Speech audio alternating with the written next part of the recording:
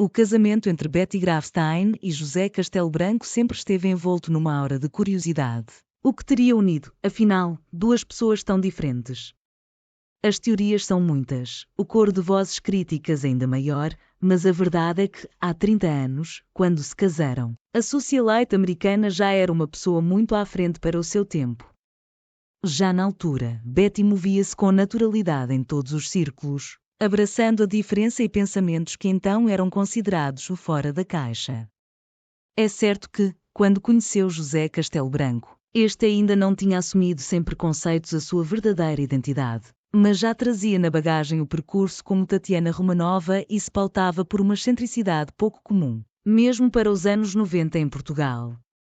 Os dois conheceram-se durante uma visita de Betty a Portugal, numa galeria de arte. Uma vez que na altura Castelo Branco fazia do negócio de obras valiosas da sua profissão. Apesar de hoje parecer quase impossível de imaginar, o socialite diz que houve faísca sexual com Betty, contando que se envolveram pela primeira vez depois de uma festa no Algarve, quando a americana se ofereceu para lhe massajar os pés. Olhe, nem sei o que aconteceu.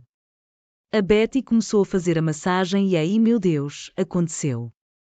Não tivemos uma relação completa porque eu não tinha preservativos e ela não quis. Mas ficou tudo muito aceso, muito alerta, recorda no livro toda a verdade. Adiantando que no dia seguinte foi à farmácia mais próxima comprar preservativos. Foi muito engraçado porque quando tivemos a primeira relação, o preservativo ficou lá dentro. A Betty ficou em pânico porque achava que eu era gay ou bissexual e poderia ter alguma porcaria. Ela tinha imensos amigos que tinham morrido com sida, mas eu não estava minimamente preocupado. Na altura, o socialite, que se tinha separado há 6 anos da mãe do filho, admitia que a relação com Betty era escaldante. Com a Betty é fantástico. Ela enche-se de joias, eu também e só usamos negligé, o que apimenta bastante. Com o passar dos anos, é certo que muita coisa mudou, mas Castelo Branco teve sempre em Betty um suporte para abraçar o seu verdadeiro eu. A socialite nunca o castrou ou pediu que fosse diferente, de repente, estavam os dois a usar saltos altos, a partilhar o guarda-roupa feminino e a maquilhagem, de uma forma natural, sem que isso significasse o fim de alguma coisa. Pelo contrário. No perfil que a revista americana Vanity Fair traçou do casal, esse assunto veio naturalmente à baila. E quando questionada sobre como encara as questões de género que assolam Castelo Branco, que abraça tanto a sua masculinidade como o lado mais feminino, Betty desvalorizou completamente. Nunca pensei sobre essas coisas.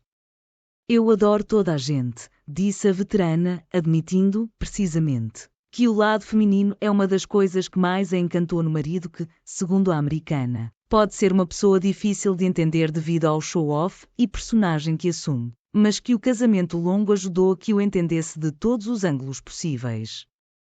Uma versão corroborada pelo Marchand de Arte, que assegurou que as questões de identidade de género não lhe tiram o sono e que, hoje, aos 61 anos, é uma pessoa muito bem resolvida. Sou uma Anhela, mas por outro lado continua a ser um ele. Quem é que se importa com isso? Sou muito bem resolvido, explicou Castelo Branco, que carrega em si vários mundos, identidades e géneros diferentes, mas que ao longo da vida sempre se manteve fiel a um pilar na sua vida, a fé que tem em Deus. E é esta dicotomia que, para muitos, o torna tão peculiar. A facilidade com que num dia está agarrado a um terço a rezar com um fervor católico num banco de igreja e no seguinte se despe de preconceitos num show transformista. As polêmicas que afastaram o casal. Apesar de Betty ter abraçado sem tabus as questões de género do marido, há um outro lado que acaba por ser, para muitos, importante para perceber como a relação entre os dois se deteriorou. Com o passar dos anos, os reality shows, o mediatismo, José Castelo Branco foi levando a sua personagem pública ao limite e esse limite muitas vezes esbarrou nas fronteiras de um casamento saudável.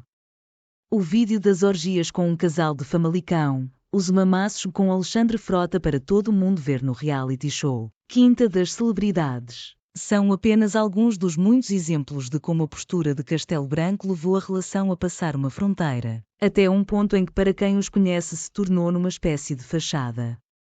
Os 15 anos são tempo suficiente para as pessoas perderem o interesse no outro. É uma amizade que se constrói, mas ficam os jogos, o adormecer de mão dada, a carícia que se faz antes de dormir. Estou numa fase da minha vida em que nada me apetece. Passam-se meses. O último número que tivemos foi em Espanha, no ano passado. Começámos a viver num platonismo que deixa de ser carnal. No início, tínhamos uma atitude de doidos, de descoberta, depois começou a esmorecer, disse Castelo Branco para justificar as alterações no casamento. Para os amigos, com o tempo, Betty passou a ser como que um fantoche nas mãos de José Castelo Branco, o que se agravou com o explodir do impacto das redes sociais. De repente, uma Betty de saúde frágil aparecia de saltos altos, a fazer botox ou a sorrir em jantares quando muito provavelmente lhe apetecia estar em casa. Para o socialite, isso sempre foi um ato de amor, de não deixar que a americana desistisse e se acomodasse à terceira idade. Para muitos é uma espécie de bullying. E bom, para Betty pode ser dúbio.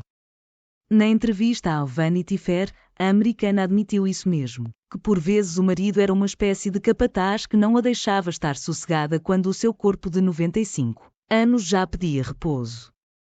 Há de haver sempre maneiras diferentes de olhar para este assunto. Nunca será consensual e cada qual terá a sua opinião formada. Mas certamente que estará entre as matérias do julgamento de violência doméstica que, quando chegar aos tribunais, irá colocar a não muito mais do que aquilo que se pensa saber sobre a vida de um casal que marcou a história do jet set em Portugal.